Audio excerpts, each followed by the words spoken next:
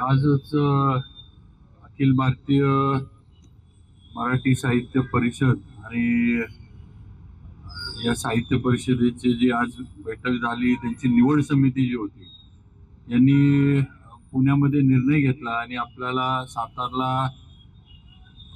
अखिल भारतीय मराठी साहित्य संमेलन 99 हे आपल्या इथं घेण्याचं त्यांनी आज जाहीर केलं। मला वाटतं पहिलं तर आपण सर्वांनी सातारकर म्हणून साहित्य परिषदेच्या सर्व सदस्यांचं आभार मानलं पाहिजे की हा मान त्यांनी आपल्याला सातारला दिला।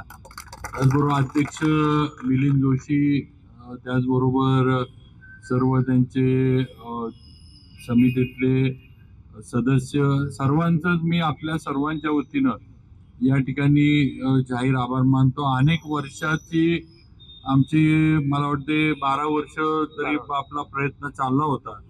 दरवर्षी आम्हाला वाटायचं की आता नंबर लागल, आता आपण सगळ्यांना भेटलोय, सगळ्यांना माहित आहे आपल्याला साहित्य संमेलन घ्यायचंय आणि आम्हाला सगळ्यांना मनापासून हे होती की आपण हे करू शकतो, हे साहित्य संमेलन आपण यशस्वीरित्या पार पाडू शकतो। तशी क्षमता इथं उभ्या असणाऱ्या किंवा प्रत्येक इथं आलेल्या सातारकरांच्या मध्ये आहे की यशस्वीरित्या ते साहित्य संमेलनाचा जो शिवधनुष्य आहे तो पेलण्याची। पण एक एक वर्ष पुढं गेलं, नंतर मग दिल्लीला झालं, मला वाटते नंतर मधल्या काळात फॉरेनला पण झालं आणि आम्ही माग नंतर अगदी काठावर आलो होतं की यंदा आता सातारला मिळेल, पण त्यावेळेला अमळनेरला गेलं आणि परत आपण। पण मला वाटते ज्याचा विनोदनं उल्लेख केला की 66 आणि 99 हा मला वाटतं योगायोग जुळायला पाहिजे होता असं म्हटलं पाहिजे। भाऊसाहेब महाराजांनी 66वं घेतलं होतं, आता आपल्या काळामध्ये आपल्या याच्यामध्ये आज 99वं आपल्याकडे आलेलं आहे, म्हणजे थोडक्यात उलटा नंबर आहे, फक्त तो 66 आहे आणि हा 99 आहे। आणि नक्कीच हा योगायोग हे आहे की आपल्याला आता ही जबाबदारी दिली आहे।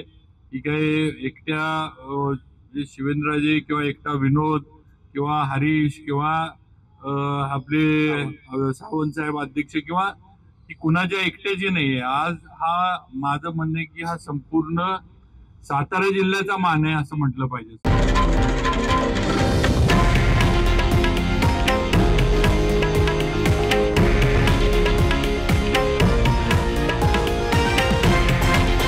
हे आहे देशातील नंबर 1 न्यूज नेटवर्क आणि आपण पाहत आहात TV9 मराठी, एकमेव।